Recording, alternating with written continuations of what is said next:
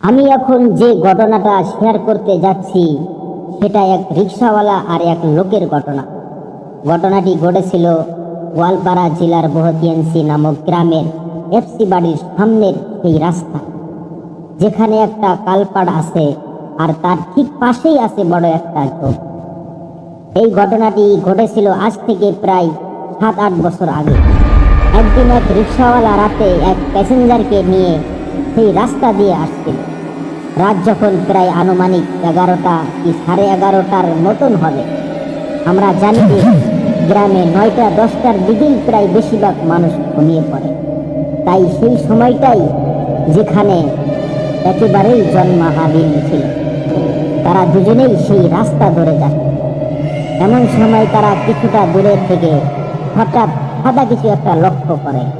তারা যখন সেই কালপাড়ের কাছাকাছি জায়গায় গেল, তখন তারা দেখল যে কালপাড়ের উপর সাদা কাপড় পরা একটা লাশ হয়ে আছে।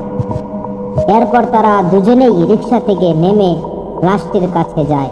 তারা দুজনেই অবাক হয়ে গেল যে এত রাতে এখানে একটা লাশ কে রেখে গেল। লোকটি রিক্সাওয়ালাকে বলল, হয়তো কেউ লাশটিকে এখানে ফেলে রেখে গেছে, চলো আমরা লাশটিকে নিয়ে দাফনের ব্যবস্থা করি।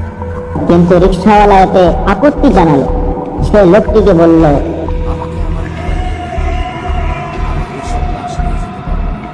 লোকটি তাকে বলল, ঠিক আছে, তোমাকে ভাড়া 100 টাকা বেশি দেব। এ কথা শুনে রিক্সাওয়ালা লাশটি নিতে রাজি হয়ে গেল। তবে রিক্সাওয়ালা লোকটিকে শর্ত দেয় যে লাশটি আপনাকে লোকটি বলল, ঠিক আছে তাই হবে। তারপর লোকটি লাশের কাছে গিয়ে মুখের কাপড় তুলতেই দেখতে পায় লাশটি চোখ খোলা অবস্থায় তাকিয়ে। অর্থাৎ কেউ চোখ খোলা অবস্থায় মারা গেলে যেমনটা দেখা যায় ঠিক তেমন।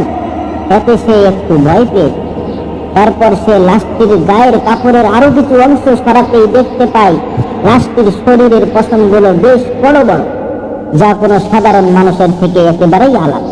অর্থাৎ পশমগুলো ছিল ঠিক বেড়ার শরীরের পশমের মতো।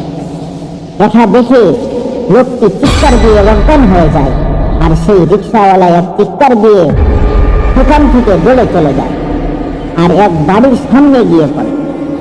তার কথা শুনে লোকজন সেখানে যায়, কিন্তু অনেক খোঁজাখুঁজি করেও সেখানে কোনো লাশ পাওয়া যায়।